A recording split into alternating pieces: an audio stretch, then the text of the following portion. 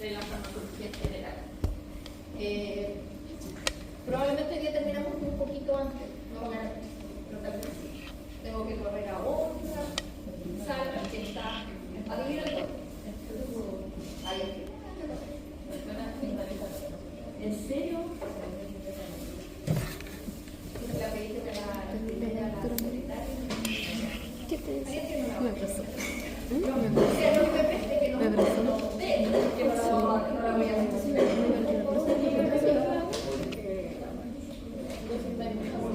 Bueno, anoten los nombres lo más chico posible. Es muy cariñosa la profesora. Contrasta tanto a veces.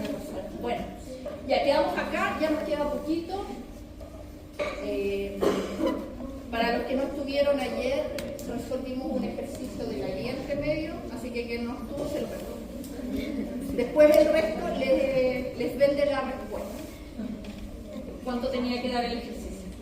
Ya, quedamos acá, estábamos hablando ahora, hasta antes de ayer estábamos hablando, ¿cierto?, de parámetros farmacocinéticos y farmacocinética, principalmente de fármacos que se administran en una dosis, pero hablamos ayer que en realidad eso no ocurre así, porque lo que se requiere habitualmente son múltiples dosis de un fármaco.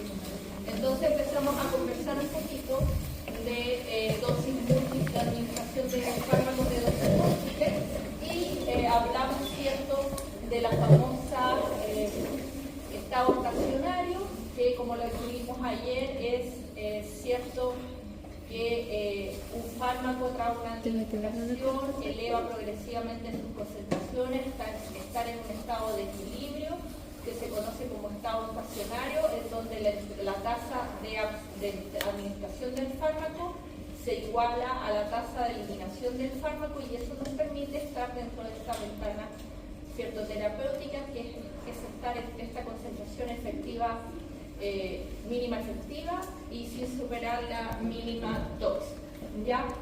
Y hablamos también que la realidad, bueno, hablamos de otros parámetros, ¿cierto?, clearance, tiempo de vía media de eliminación, y además conversamos, ¿cierto?, que esto tampoco a veces es lo común, porque, por ejemplo, no podemos esperar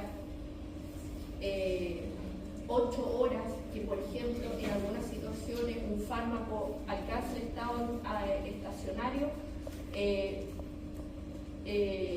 cuando iniciamos con una dosis de la dosis administrada un fármaco inicialmente baja.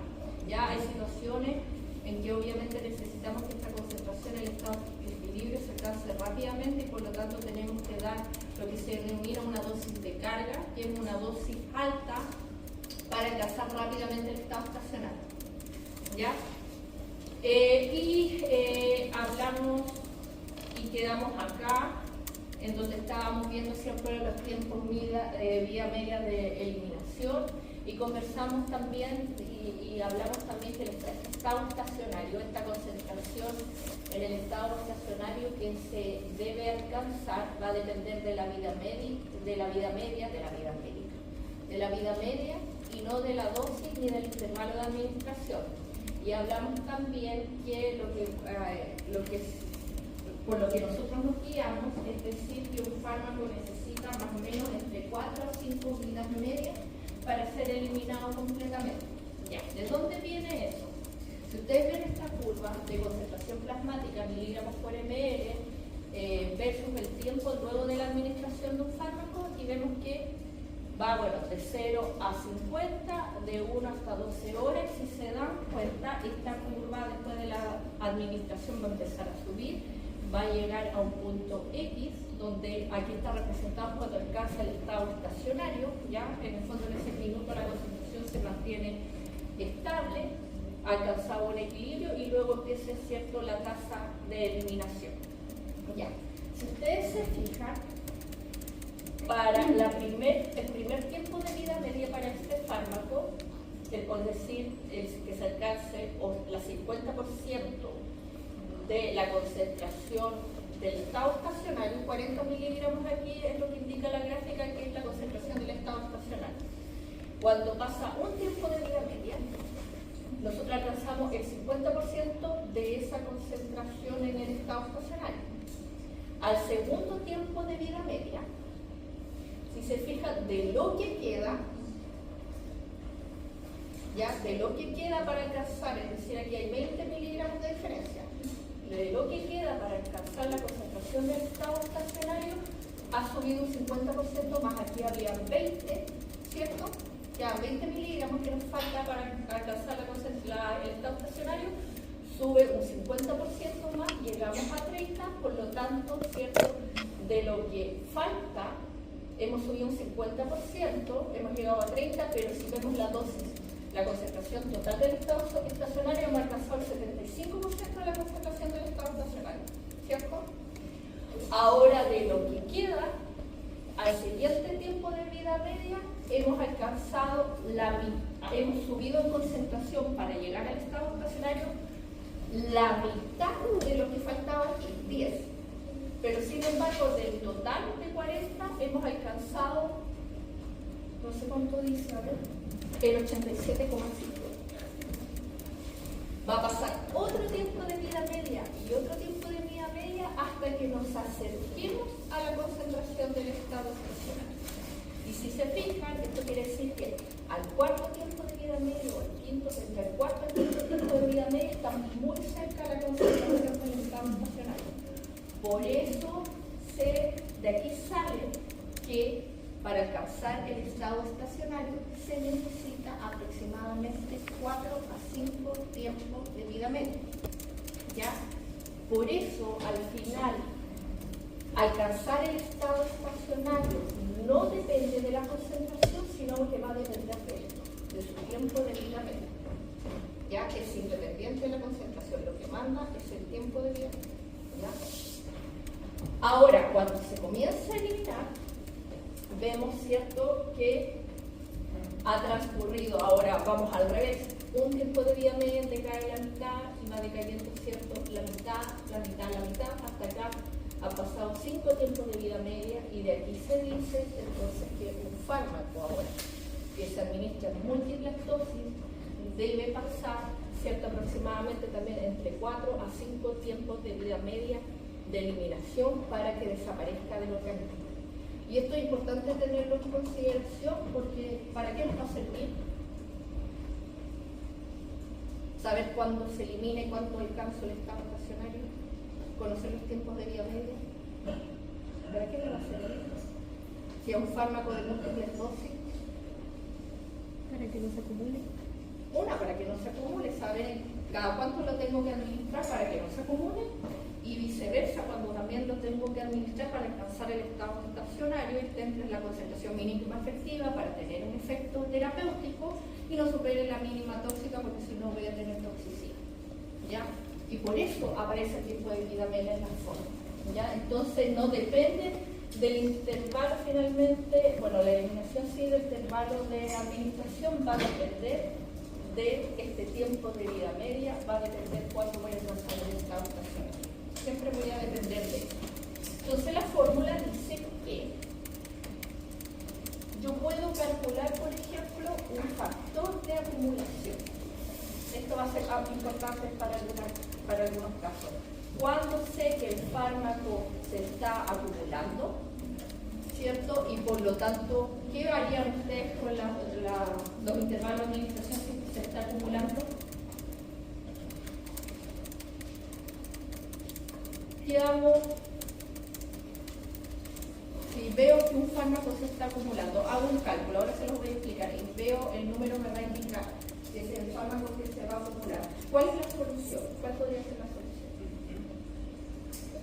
Espaciar el tiempo de administración. Y si veo que el fármaco no se acumula y no va a alcanzar el estado estacionario, por lo tanto, ¿qué hago? Acorto el tiempo entre las dos. Y esto me indica, y con esta fórmula yo puedo saber si se está acumulando o no se está acumulando. Entonces hay un factor que se llama factor de acumulación R, y la fórmula es, anótenla, 1 dividido en 1 menos la exponencial de la constante de eliminación por esta tau, que en este caso viene a indicar el intervalo de dosificación. Si yo ingreso los documentos,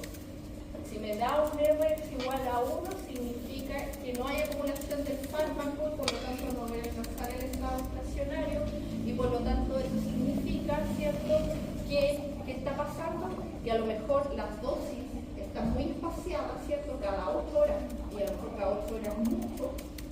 O puede pasar también que a lo mejor a ese tiempo ya tengo una eliminación completa del fármaco. Entonces, ¿qué podría hacer? Como ustedes bien lo decían, tal vez cambiar el intervalo de dosificación. Si el R es mayor a 1, me indica que hay acumulación. ¿Ya? Por lo tanto, tengo varias soluciones si me fijo en la fórmula, ¿cierto? Si hay acumulación, podría, por ejemplo, espaciar el intervalo de la administración de las dosis. ¿Sí? ¿Ya? Bueno, de ahí sacan después qué significa acá cada numerito. Ahora, para alcanzar estas concentraciones yo tengo, ¿cierto?, varias formas de administración de un fármaco. ¿Cómo alcanzar esta concentración plasmática en el estado estacionario? Cuando vean CPS, es la concentración plasmática en el estado estacionario, ¿cierto? Va a depender, por ejemplo, de si se trata de una administración continua o intermitente. Esto lo vamos a revisar porque ya lo hemos hablado. Por ejemplo, lo que hablábamos hasta parte de la clase de ayer, cuando hay administraciones en dosis única, lo que logramos es que inicialmente la concentración plasmática aumenta en forma progresiva y en una etapa rápida de distribución y luego una de eliminación, pero como es una dosis única, yo no alcanzo a establecer o a llegar a un estado estacionario, porque se va a eliminar antes que se logre establecer la concentración en equilibrio entre la concentración mínima efectiva y la máxima tóxica. Si yo tuviera lo de la administración de un fármaco en dosis repetida, que es lo que vimos ahora último, esto vamos a ver que fluctúa entre, como dice aquí, entre comillas, entre picos y valles, entre máximos y mínimos, ¿ya?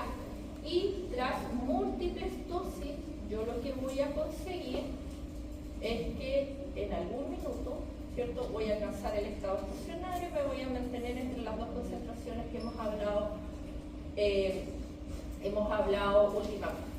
Y también tener una forma de administrar que es la infusión continua, que este tipo de administración lo que nos permite es entonces aumentar y alcanzar una concentración estable, ¿cierto?, en el estado de equilibrio, sin estos máximos y mínimos que tenemos en la dosis repetida.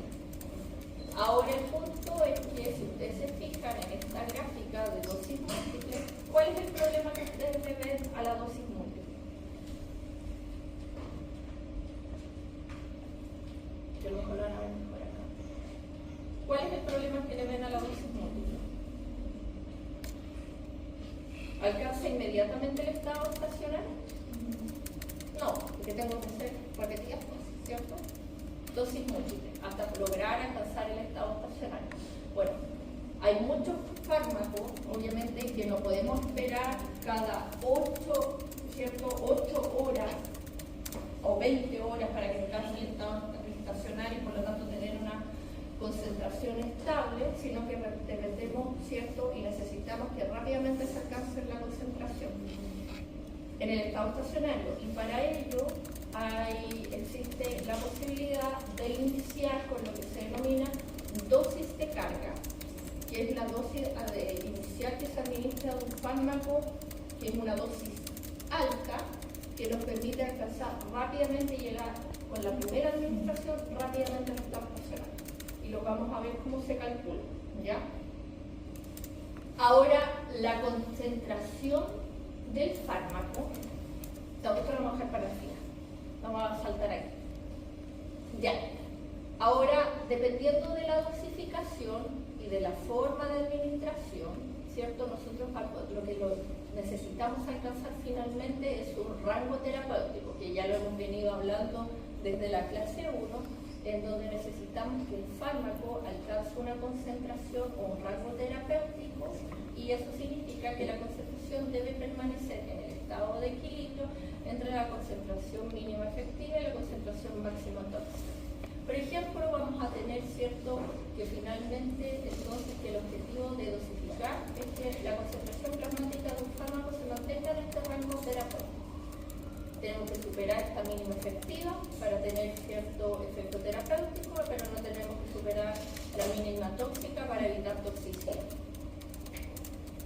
Por ejemplo, esto es una dosis adecuada. ¿Por qué? Porque tras la administración, ¿cierto? Nosotros nos vamos a mantener en el rango terapéutico. Esta es una dosis excesiva, porque tras la administración nosotros superamos el rango, ¿cierto?, la concentración mínima tóxica. Y esta es una dosis insuficiente, ¿cierto?, en donde finalmente las concentraciones del fármaco, mejor dicho, permanecen en el rango subterapéutico, es decir, no supera la concentración mínima efectiva y por lo tanto no observamos efectos farmacológicos. Entonces, bueno, la dosificación va a poner a prueba estos tres valores y lo que uno debe entonces, para elegir una dosis correcta y un intervalo adecuado de dosificación, lo que uno debe lograr finalmente es que estemos en este rango terapéutico, de tal manera que, como dice acá abajo, se maximice, ¿cierto?, el beneficio del fármaco y se minimice, ojalá, los efectos tóxicos. Nosotros vimos que tenemos un parámetro farmacológico que es el intervalo o el rango terapéutico que nos indica cuando estamos más cerca de la toxicidad o estamos más cerca, ¿cierto?, del beneficio. Que lo aprendimos a calcular ya hace mucho, ha pasado mucho tiempo. Esto vamos a volver, chicos, el lunes. Lo vamos a explicar el lunes con uno de los ejercicios, ¿vale? Así que no se olviden de esta guía, por favor. Lo vamos a ver en una guía con los ejercicios. Ahora finalmente hemos llegado a la famosa dosis de carga y dosis de mantenimiento, que también es muy habitual utilizarla en la práctica y también, por lo tanto, deben aprender a calcular. ¿Ya? Y hemos hablado de alguna forma de la dosis de carga y la dosis de mantenimiento. Y aquí está la definición, si ya lo sacamos del libro, ¿cierto? La dosis de carga es aquella que permite alcanzar rápidamente la concentración terapéutica, ¿cierto?, o la concentración de fármaco en el rango terapéutico. Si ustedes se fijan aquí, volvemos a la gráfica de concentración plasmática versus tiempo. Si yo administro un fármaco en el tiempo cero, ¿cierto? Aquí lo estamos, miren, lo estamos administrando cada ¿cuántas horas? 12. Entonces la primera carga de medicamento ocurre al tiempo cero. ¿Qué pasa? Quedamos en el rango subterapéutico. La segunda carga a las 12 horas y seguimos estando en el rango subterapéutico, ¿cierto? La siguiente a las 24 ya comenzamos a estar en el rango terapéutico. Pero si se fijan en estas múltiples dosis, yo voy subiendo gradualmente hasta que tal vez por aquí, a 36, 48 horas, yo logro obtener más o menos una concentración estable dentro de estos dos números, ¿cierto?, de estos dos valores. El problema, ¿cuál es esta? ¿Cierto? Aquí mi dosis de mantenimiento es cada 12 horas, porque cada 12 horas estoy administrando el fármaco. Ya esa es mi dosis de mantenimiento. Pero el problema es que necesito múltiples dosis para llegar al rango terapéutico. Entonces, que según lo que vimos con el gráfico anterior, es que la desventaja aquí es que voy a requerir muchos tiempos de vía media, entre 4 a 5 para alcanzar lo que hablábamos antes, la concentración en el estado estacionario. ¿Qué es lo que hablábamos? ¿De dónde deriva? Y eso podemos esperar 4 o 5 tiempos de vida media. En el fondo podemos esperar aquí como 48 horas para alcanzar el estado estacionario. O sea, 2 días con el paciente, una dosis, otra dosis, otra dosis, otra dosis, y todavía no llegamos al rango terapéutico. No podemos. ¿Ya? ¿Cómo se soluciona eso? Administrando una dosis de carga y administrando una dosis de mantenimiento. Entonces, ¿cuál es la estrategia general? Que la dosis de carga aquí, la administración es también cada 12 horas, ¿ya?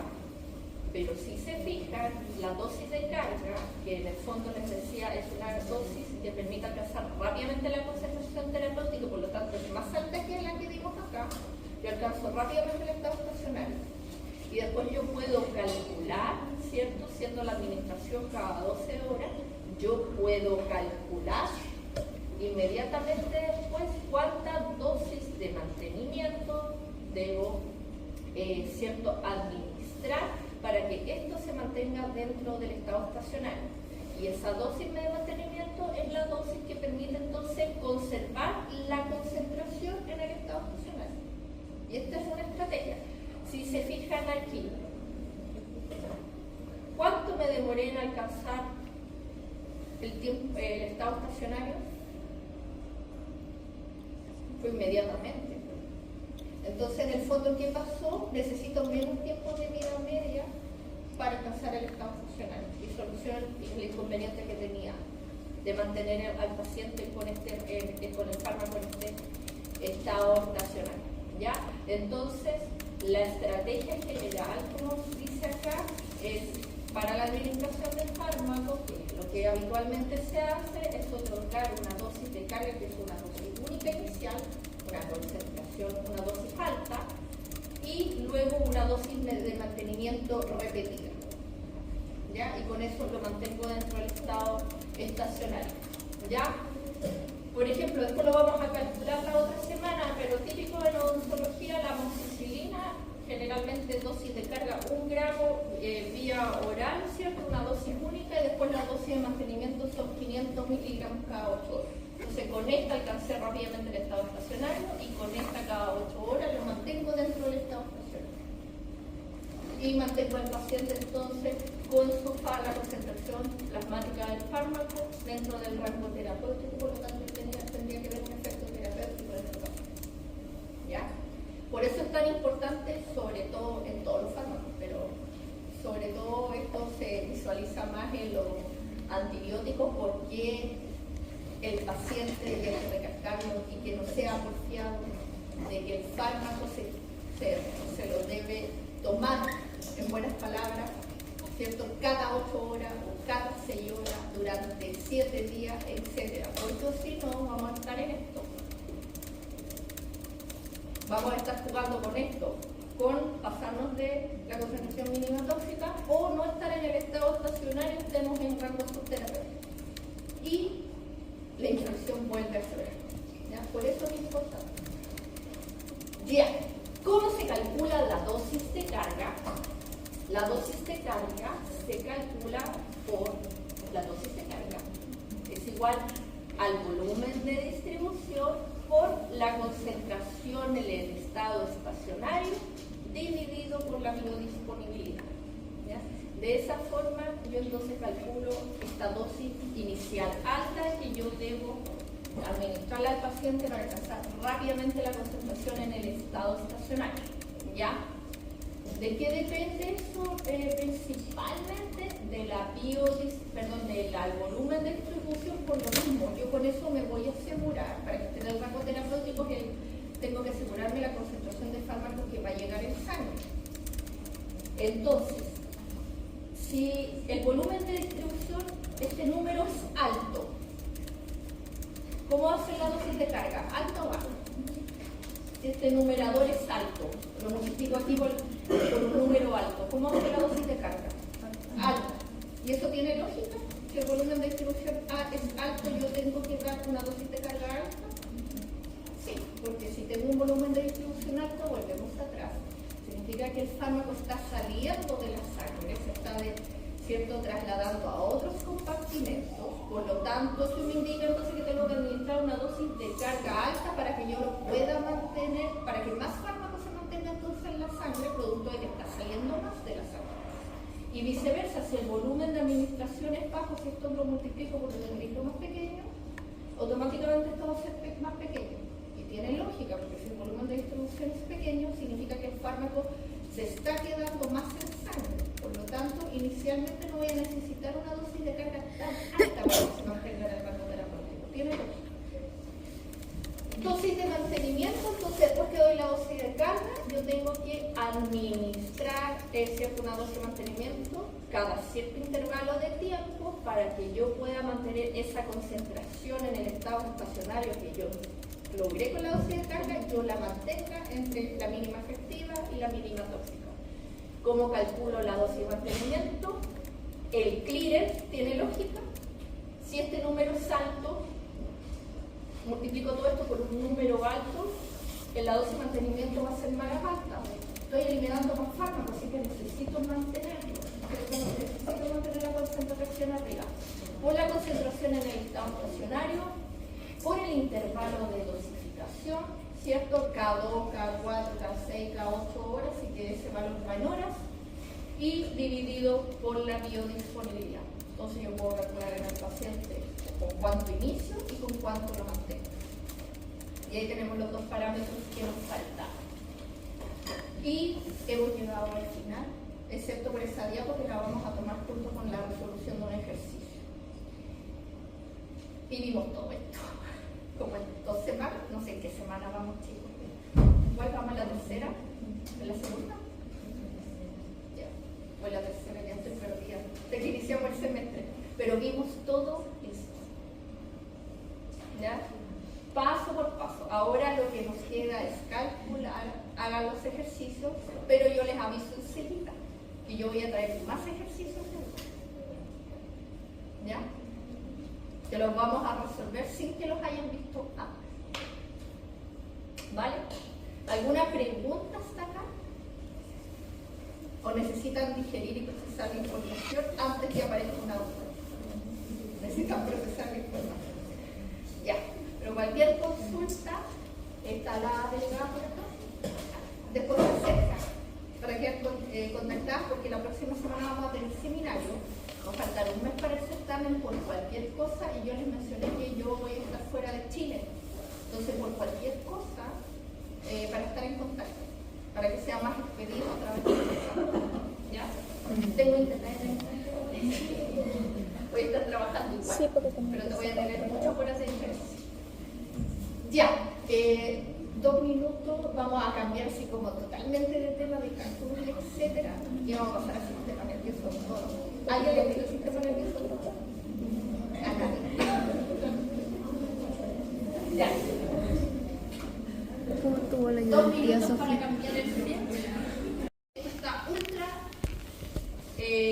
comprimido, así que si a alguien sigue quedando duda o de repente tiene así unas lagunas mentales, que puede suceder, va a tener que comunicar.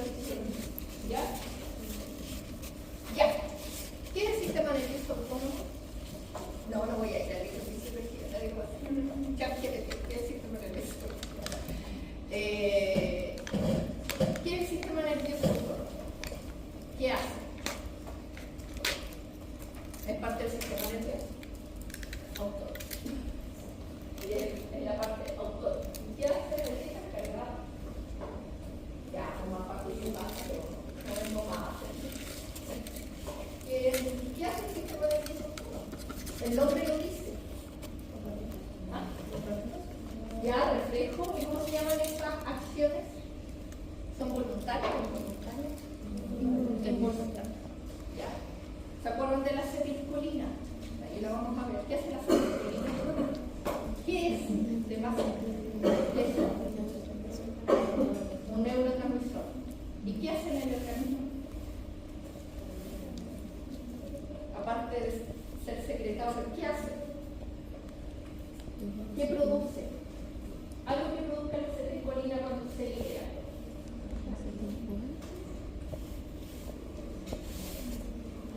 Se libera acetilcolina y vamos a ver qué produce en el organismo, o depende.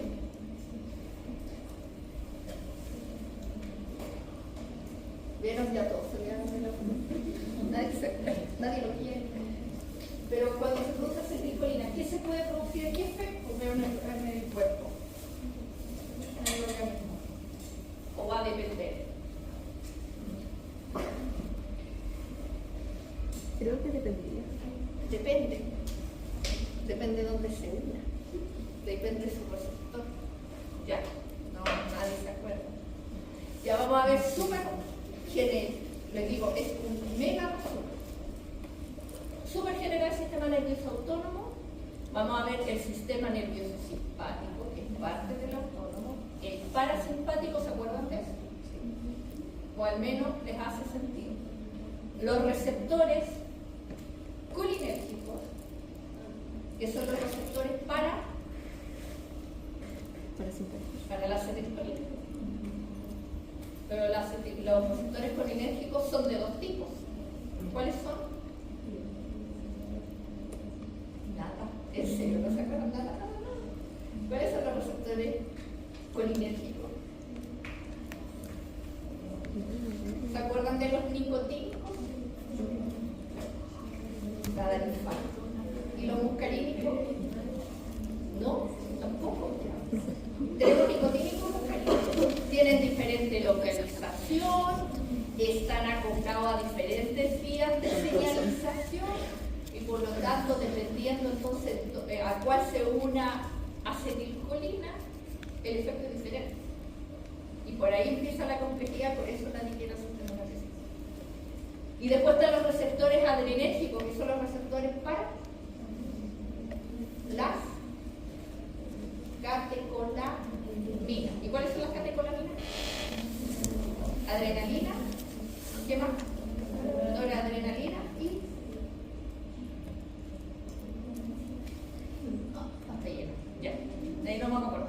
Y las acciones farmacológicas del sistema nervioso autónomo. Entonces, por eso hay que acordarse de los tipos de receptores, la localización, cómo funciona, qué tipo de receptores hay, ¿cierto? Los neurotransmisores, y ahí vamos a entender los fármacos, porque hacen una cosa o hacen otra.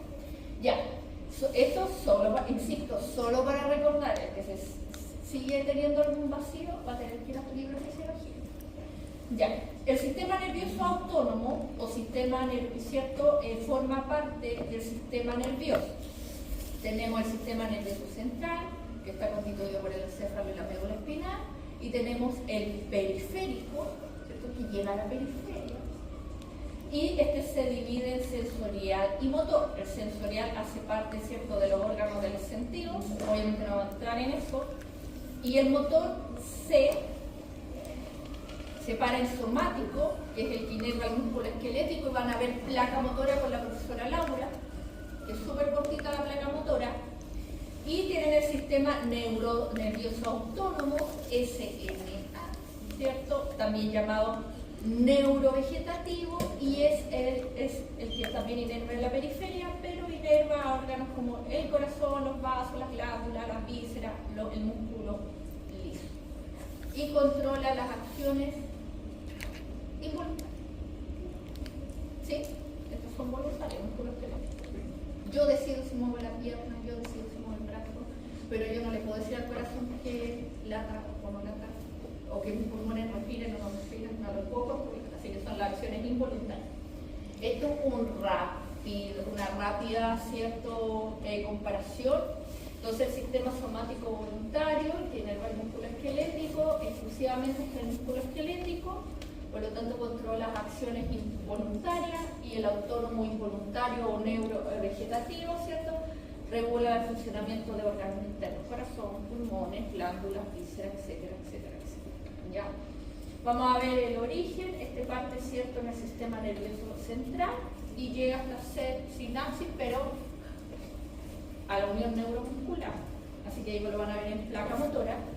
Y este, ¿cierto?, se divide parte en el sistema nervioso central y llega a la periferia. ¿Ya? Pero este se divide en dos. El parasimpático, ¿ya?, que mantiene el funcionamiento normal del organismo, que a veces uno lo pasa y dicen que el parasimpático nos prepara, en el fondo es el sistema de descanso, y el simpático es el sistema que nos alerta, pero en realidad mantiene la homeostasis, ¿ya? Y en el cambio del parasimpático entonces mantiene el funcionamiento normal del organismo, por lo tanto me permite respirar, tener un pulso, que el corazón lata.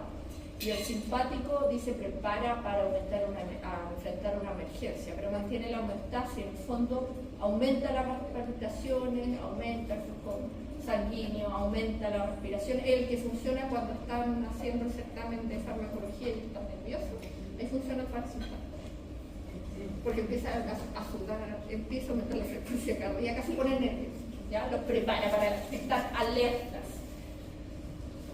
Vamos a ver esto. Están las neuronas sensoriales o aferentes, neuronas y nervios motores, ¿cierto?, etcétera, etcétera. La composición, eso no se lo voy a preguntar en farmacología, lo pueden realizar después. Y obviamente tenemos ventajas y desventajas en el sistema autónomo involuntario, que es que no lo podemos prender ni apagar voluntariamente. Esa es la desventaja que tenemos. No tenemos cómo activar o desactivar algo. Entonces, claro, el parasimpático es el sistema, o se asocia al sistema de reposo, al que nos permite la digestión, por lo tanto, ¿cierto? Y el sistema simpático, el que nos prepara para la alergia, ¿ya? Pero en el fondo esto es una balanza y lo que se encarga de mantener estos sistemas, de lo que se encargan estos sistemas es de mantener la homeostasis, nada más que eso. Piratas del Caribe, él tiene activado su sistema nervioso simpático. Son buenas esas películas. Y este es cierto, aquí cuando estamos en la playa del Caribe, aquí entra a jugar nuestro sistema nervioso parasimpático. ¿Cómo se compone? ¿Ya? ¿Qué es esto de acá? Dice médula espinal. ¿Médula qué representa esto? El sistema nervioso central. Y por ahí a la derecha, ¿qué es esto de acá? Músculo, glándula, y acá abajo, ¿cierto? Está, digamos, el músculo esquelético, vendría representando la unión neuromuscular. Eso lo van a ver. ¿Ya? Entonces, el sistema autónomo, la división simpática y la división parasimpática hacen parte del sistema nervioso central que controla las acciones involuntarias y consiste en nervios, que están aquí ejemplificados, ganglios, plexos que van a inervar, no sé, el corazón, los vasos sanguíneos, las vísceras, el músculo liso que está en la periferia. La división parasimpática también se llama cráneo sacral porque parte ¿cierto? del cráneo, termina en el sacro, y la simpática se llama tórax lumbar, tórax y ¿cierto? Lumbar. Ya. ¿Qué es esto que está acá? Representado, parte aquí en la médula y llega aquí hasta un puntito aquí negro, un puntito azul, un puntito rojo, otro puntito rojo. ¿Qué es esto? ¿Cómo se llaman esto? Y hay dos. La neurona preganglionar. ¿Tampoco se acuerdan? La neurona postganglionar. Y eso que representa esa posta que hay aquí son ganglios autónomos, que son en el fondo un manojo de cuerpos neuronales donde el impulso hace la posta, ¿cierto? Entonces, en el sistema de la división parasimpática, ¿cierto? Aquí tenemos el sistema colinérgico. La médula se conecta con un ganglio, ¿cierto? Que son cuerpos neuronales, y esto se conecta por una neurona preganglionar que en su extremo secreta acetilcolina. Y aquí hace una posta con una neurona postganglionar que va a conectar ahora en la periferia, por ejemplo, con el músculo cardíaco, con células de las glándulas, etc. Ya. Esta división parasimpática, si se fijan, secreta acetilcolina y en el ganglio se une a receptores N-nicotínicos. Y aquí, al final, hace posta, ¿cierto?, con una neurona postganglionar que inerva, ¿cierto?, a los órganos en la periferia y también se secreta acetilcolina. Pero en aquí la diferencia está en que se une a receptores muscarínicos. Entonces, ¿qué pasa? Que también a este sistema se le conoce como colinérgico, ¿ya? Porque aquí el neurotransmisor es la acetilcolina, los dos terminales. Pero, ¿cierto? Los receptores a los cuales se une aquí es nicotínico y acá muscarínico. Y ahí después vamos a ver la diferencia, ahí radica la diferencia también. Depende de qué receptor se une, nicotínico o muscarínico, las acciones que va a ejercer es acetilcolina, porque el receptor nicotínico no es del mismo tipo que muscarínico y tampoco está acoplada a las mismas vías de señalización, por lo tanto las cosas son diferentes. ¿Ya? En la división simpática, ¿ya?, o el sistema nervioso simpático, tenemos varias alternativas.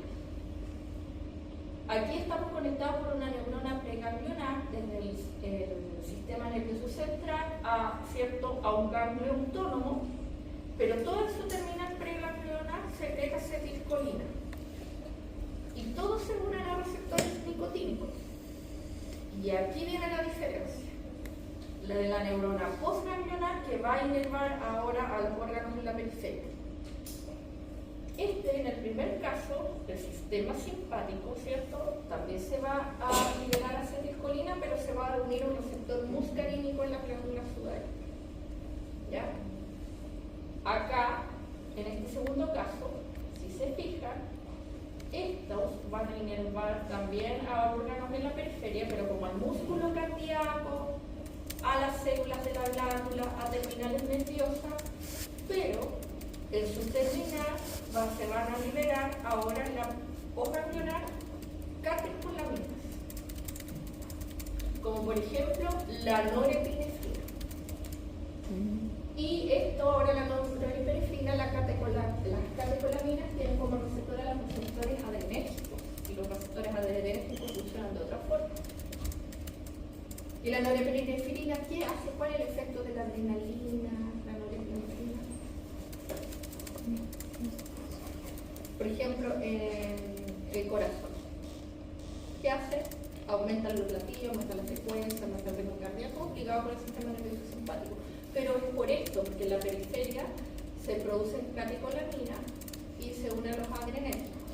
Y tenemos otra alternativa también, que en el caso del músculo liso, ¿cierto? Simpático en el renal. Entonces, ¿qué? Tenemos este caso, que es de la acetilcolina, en el ganglio se unen receptores nicotínicos y en la periferia también se secretan entonces catecolaminas, como ¿de qué será la D? ¿Cuál es la catecolamina que nos faltaba al principio? Adrenalina, noradrenalina y falta uno. ¿La D de dónde viene? Dopamina. Y también son receptores adrenérgicos. Entonces, estudia aquí la división simpática, esta es como la adrenérgica, y aquí tenemos una división simpática que es colinérgica.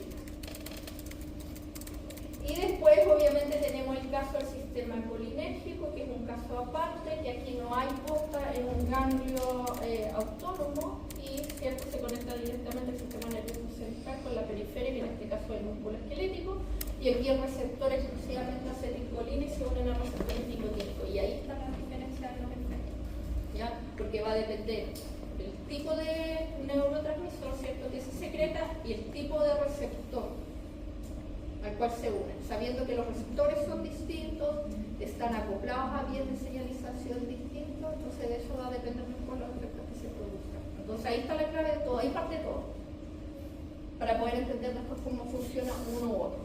Y esto lo vamos a pasar nomás porque en el fondo acá tenemos, ¿cierto?, el sistema nervioso parasimpático, que está encargado de reducir la frecuencia cardíaca, estimula la digestión, causa secreción nasal, la constricción de los pulmones, permite la erección, y acá el sistema simpático aumenta la frecuencia, todo lo contrario, aumenta la frecuencia, inhibe la digestión, porque en el fondo, ¿por qué la inhibe? Porque el flujo sanguíneo que normalmente llega al estómago para favorecer la digestión, se va a tener que trasladar a las manos y a las piernas para correr. Porque no hay el sistema de alerta, entonces la sangre, el flujo sanguíneo tiene que ir hacia allá. Así que detiene la digestión para que el flujo sanguíneo se vaya a la extremidad para que pueda correr, para que puedan correr, ¿ya? Dilata los pulmones, aumenta la fuerza de contracción muscular, etcétera, etcétera. Entonces, vamos a descansar 10 minutos más. ¿Ya? Listo. Pueden tomar algo.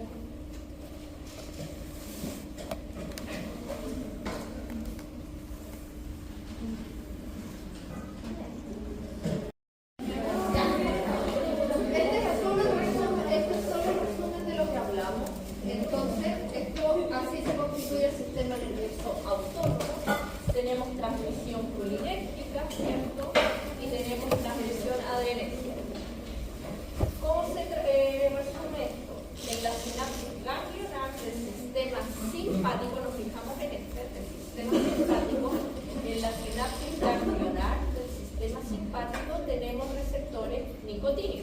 A esto se refiere, ¿cierto?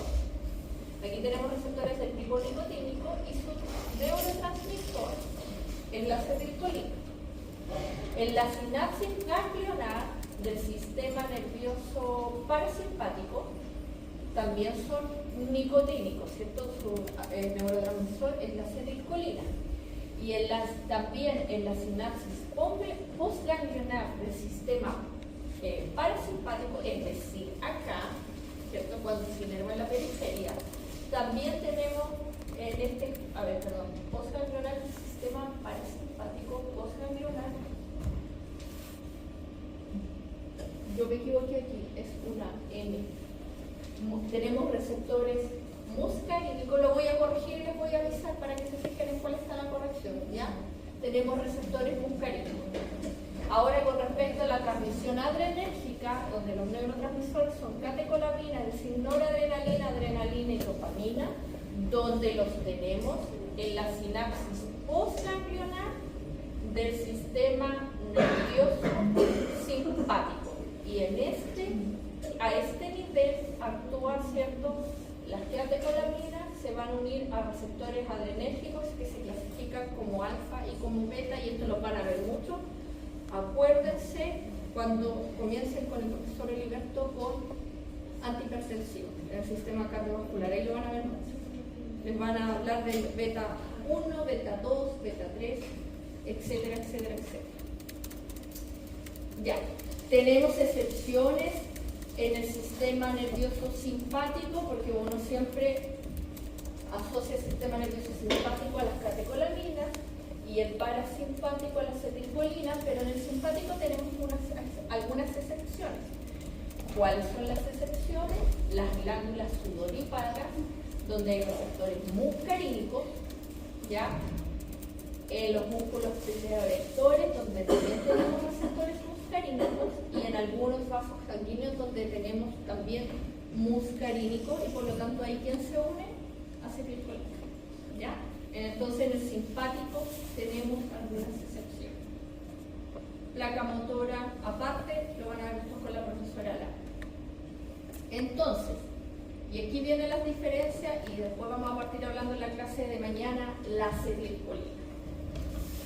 Existen receptores de acetilcolina, que son los famosos y los conocidos receptores colinérgicos. Y yo les dije que los receptores colinérgicos pueden ser nicotínicos o muscarínicos. He aquí la diferencia. Los nicotínicos son ionotrópicos, es decir, que cuando la acetilcolina se une al receptor nicotínico, lo que cambia es el flujo de iones, ¿ya? Entonces, ¿dónde se encuentran estos? Ya dijimos que en las neuronas preganglionares y postganglionares, tanto del sistema nervioso simpático o parasimpático, lo podemos encontrar ahí. Pero una vez que, ¿cierto?, la acetilcolina se une, ¿cierto?, a estos receptores, lo que va a suceder es que se va a producir, ¿cierto?, tras la unión de acetilcolina a estos receptores nicotínicos, se va a producir la excitación de fibras postganglionares, y por lo tanto de ambos sistemas, el simpático y el parasimpático, ¿ya? Entonces se van a excitar, en este caso si se une al nicotínico. Entonces, los receptores nicotínicos que son ionotrópicos, eso significa que estos receptores que unen acetilcolina son en el fondo canales iónicos que tras la unión de acetilcolina permean al sodio y al potasio. Lo que cambia es el flujo de iones, ¿ya? Tenemos varios, y por lo tanto, por ejemplo, si la acetilcolina acá se libera en el postganglionar, va a llegar a la hendidura sináptica, ¿cierto?, en la periferia, ¿cierto?, se va a unir a su receptor nicotínico, y aquí va a cambiar la permeabilidad a los iones, y lo que se produce es la despolarización y por lo tanto la excitación de una célula. Entonces, tenemos varios tipos ahora, y esto tiene que ver con la localización de los receptores nicotínicos. Tenemos receptores nicotínicos neuronales, ¿cierto?, que se encuentran en el sistema nervioso central y autónomo, ¿cierto? Se encuentran ubicados, como lo vimos, en los ganglios del sistema nervioso autónomo, en la médula suprarrenal. Aquí sale un antagonista, pero lo vamos a ver cuando veamos un fármaco.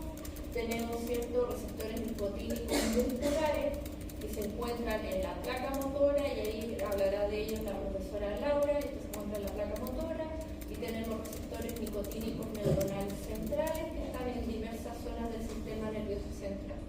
Entonces, por ejemplo, este receptor nicotínico neuronal da la unión de acetilcolina, ¿cierto? Permea estos iones, y lo que se produce, ¿cierto?, es la despolarización, y con ello, ¿cierto?, en la médula espinal.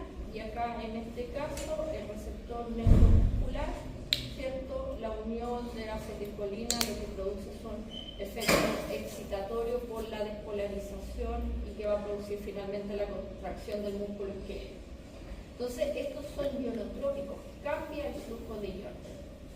En cambio, hay receptores de acetilcolina, los colinérgicos, ¿cierto?, que son receptores muscarínicos, y estos son metamotrópicos.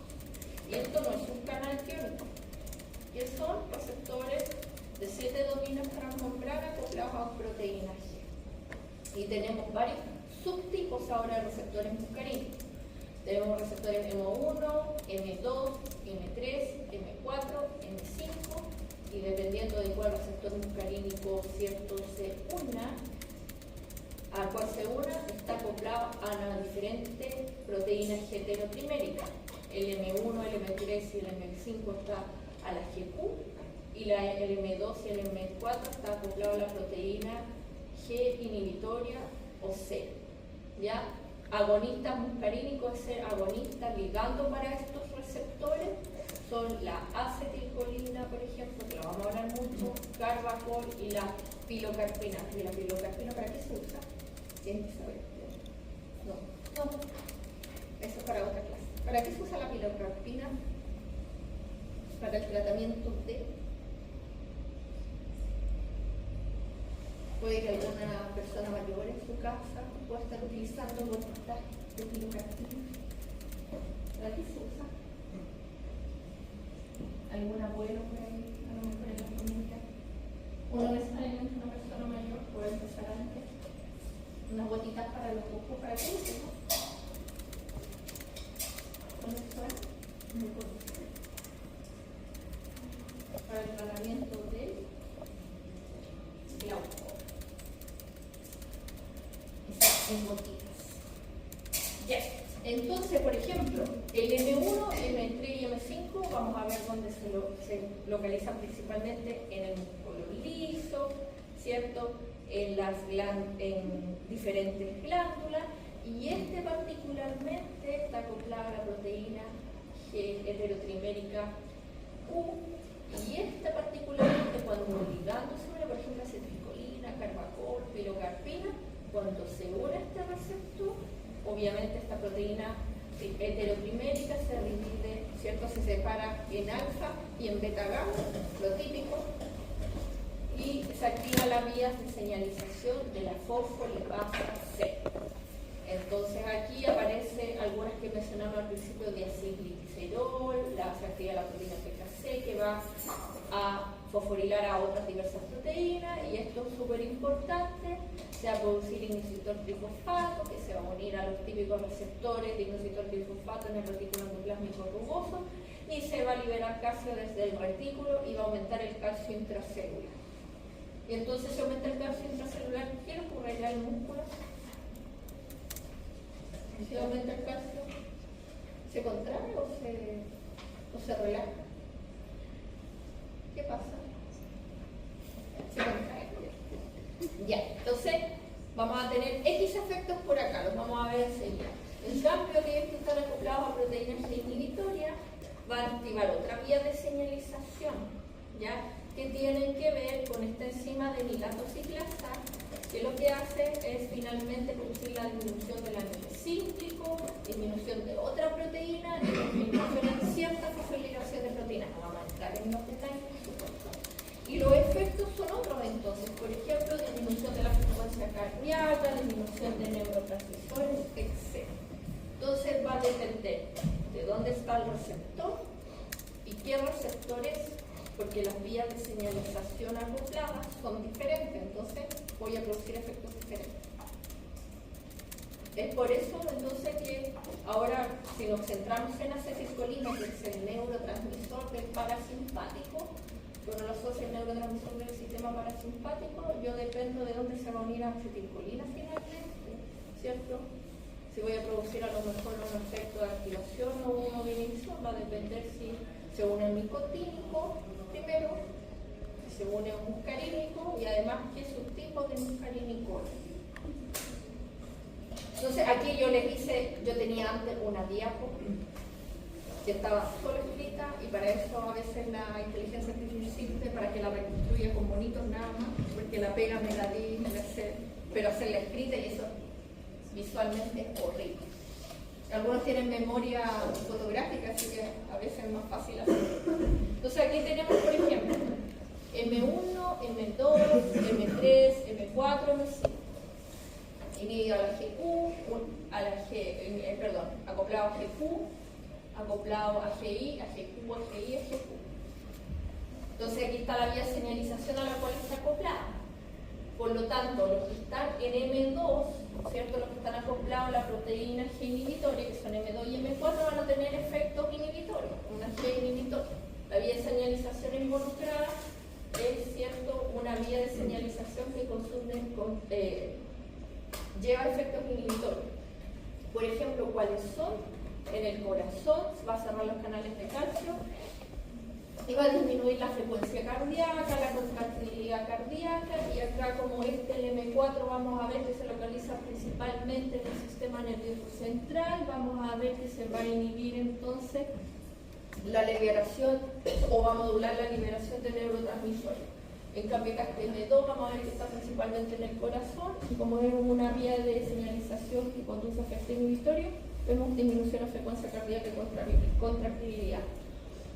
Versus el M1, M3 y M4 están acopladas a vías de señalizaciones cuya activación conduce a efectos excitatorios. Y vamos a ver, por ejemplo, que está localizada a nivel del estómago, así que va a aumentar la secreción ácida gástrica. Aquí va a favorecer en el cerebro la atención, la memoria y el aprendizaje. Aquí en el tracto gastrointestinal va a favorecer la contracción del músculo liso. En las glándulas va a favorecer secreción, por ejemplo, la saliva, las lágrimas, las secreciones bronquiales. Y en el ojo va a producir miosis y acomodación. Después, y de acá, el M5, que es un receptor menos explorado, ¿cierto? Va a estimular en el endotelio, que está localizado en el endotelio principalmente, la liberación de óxido nítrico, y el óxido nítrico es un vasodilatador, así que produce vasodilatación. Y el óxido nítrico, cuando vean con el profesor Heriberto los antihipertensivos, hay una categoría de fármacos que son estabilizadores del óxido nítrico. Y ahí les van a mencionar estos receptores. Ya. Y después están los receptores adrenérgicos, que uno los asocia al sistema simpático y son de activación, pero ya vimos que hay excepciones donde es acetilcolina neurotransmisor. Los neurotransmisores, ¿cierto? Estos receptores adrenérgicos alfa y beta interaccionan con las catecolaminas, que pueden ser noradrenalina, adrenalina y dopamina, que se habían olvidado, no se olvidan más, que la dopamina también es una catecolamina. Y tenemos receptores alfa y después tenemos receptores beta, y tenemos alfa 1, alfa 2. Los receptores alfa, su activación, la unión de su ligando, produce vasoconstricción de arterias del corazón, por los que están en el corazón, por ejemplo, el alfa 1, vasoconstricción de vena, también, por ejemplo, produce la disminución de la motilidad del músculo liso y el tracto gastrointestinal. Entonces tenemos alfa 1 y alfa 2 ahora. Media la contracción del músculo liso, la vasoconstricción de muchos vasos sanguíneos, favorece la glucogenólisis, es decir, ¿qué es la glucogenólisis? ¿Qué se produce? ¿El glucógeno? ¿Para qué? Para liberar glucógeno. no vamos a entrar en metabolismo. Y la gluconeogénesis, es decir, la síntesis de novo inhibición también de la secreción de saliva e incrementa, por ejemplo, la reabsorción de sodio en riñones. Y el receptor alfa-2 inhibe la liberación de insulina en el páncreas, reduce la liberación de glucagón en el páncreas, contrae esfínteres del tracto gastrointestinal, induce agregación plaquetaria, inhibe la descarga de noradrenalina, acetilcolina e induce vasoconstricción. Y tenemos los receptores beta 2, no sé qué pasó ahí. Los receptores beta, tenemos beta 1, beta 2, beta 3 y aquí les van a nombrar el sistema cardiovascular. Bueno, se van a acordar de mí, pero antihipertensivo es mucho. Son muchos antihipertensivos, muchos grupos. Y el profesor les va a comenzar a hablar que hay algunos cambios selectivos, no cambios selectivos, ya porque se unen principalmente, por ejemplo, cuando hablan de cardio selectivo, es porque el antihipertensivo media sus efectos por un receptor beta-adrenético que está principalmente en el corazón, o se expresa solo en el corazón. Por lo tanto, ese significa que es beta 1. Hay antihipertensivos que actúan sobre los beta 1, por lo tanto se le llama cardio selectivo porque el beta 1 es el que se expresa en el corazón. Hay otros antihipertensivos que el profesor les va a decir que no son cardioselectivos porque actúan preferentemente sobre el beta 1 y beta 1 se localiza en el corazón, pero también dependiendo de la concentración del fármaco comienzan a tener afinidad, por ejemplo, sobre los beta 2, y como el beta 2, por ejemplo, se expresa en pulmón, ahí tenemos un problema con las personas asmáticas, por ejemplo. Si uno le da a una persona asmática un antihipertensivo que no es cardioselectivo, es decir, que empieza a tener afinidad por beta 2, ¿qué le va a pasar? Y se expresa en los pulmones o en los bronquios e induce la vasoconstricción, ¿qué le va a pasar al asmático? Lo voy a matar, lo voy a ahogar. Entonces, por ejemplo, a un asmático yo no le puedo dar un cardioselectivo porque corre el riesgo de matarlo, ¿cierto? Porque lo que voy a inducir además, ¿cierto? En el fondo controlar la hipertensión a través de los parámetros de que les va a comentar el profesor, voy a inducir vasoconstricción en los bronquios y la persona asmática lo puedo matar. Entonces, por eso es importante saber esta parte. Después, obviamente, vamos a ver unos casos mañana en odontología, ahora que me sirve. Es importante saberlo en odontología. ¿Ves todas estas cosas? Sí, es importante.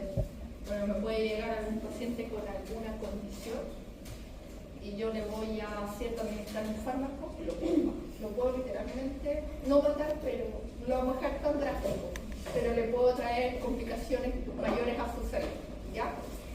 Los receptores beta 1 entonces predominan en el corazón y por lo tanto la unión de las catecolaminas a ellos lo que median son el aumento del gasto cardíaco, el aumento de la frecuencia cardíaca, el aumento de la contractibilidad del corazón. Y esos son parámetros que se pueden modificar con los antihipertensivos. El profesor Oliverto le va a pasar una fórmula que dice gasto cardíaco es igual a frecuencia cardíaca por volumen sistólico. Y eso es fisiología. Así que si no se acuerdan de cardiovascular, denle una mirada al libro de fisiología. También controla la liberación de renina de las células yuctaglomerulares, que esto también tiene que ver con el riñón, a través de este sistema renina-angiotensina, que el profesor también se lo va a pasar. También se puede modificar la presión arterial. Entonces, si el corazón, yo no puedo, digamos, si la presión arterial sube, lo primero que hace el organismo es que a través de su sistema cardiovascular trata de compensar esa alta presión. Si no puede, el riñón, digamos, es el segundo sistema a través del cual se trata de controlar la presión arterial. Primero el sistema cardiovascular, después el riñón, el sistema renal. Y también media el aumento de la lipólisis en el tejido adiposo. El beta 2 predomina, ¿cierto?, en los músculos lisos y causa la relajación visceral. Entonces tenemos efectos como relajación del útero, aumento de gluconeogénesis, relajación del esfínter urinario, relajación de la musculatura lisa, dilatación de arteriolas del músculo, relajación de esfínteres, inhibición de liberación de histamina por monoclosito, aumento de secreción en las glándulas salivales. Y el beta-3, que es menos estudiado, ¿cierto?, causa principalmente efectos metabólicos por aumento de la lipólisis, ¿cierto?, en el tejido adiposo y por lo tanto aumento en la circulación de los ácidos grasos libres. Y de ahí mañana empezamos a hablar como tal de los colinérgicos, anticolinérgicos, es decir, de la acetilcolina y de los ciertos análogos a las acetilcolinas, por lo tanto. Y los anticolinérgicos. No es tanto, son pocos.